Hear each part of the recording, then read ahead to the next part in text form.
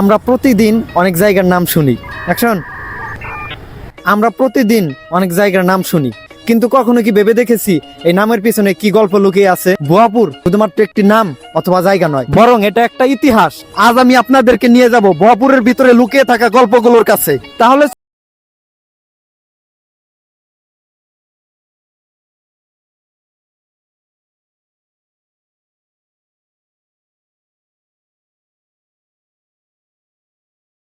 করে তৈরি হয় না, তার পিছনে থাকে অনেক মানুষ আর অনেক ইতিহাস।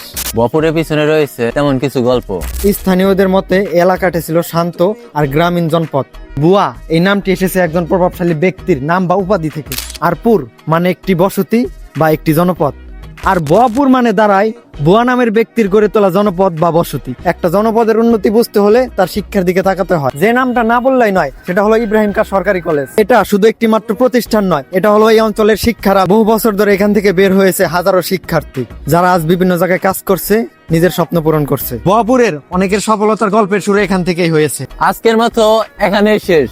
আবারও দেখা হবে অন্য কোনো গল্পে। সে পর্যন্ত সবাই ভালো থাকবেন, সুস্থ থাকবেন। আল্লাহ হাফিজ। ক্যামেরার পিছনে ছিলাম আমি সিয়াম।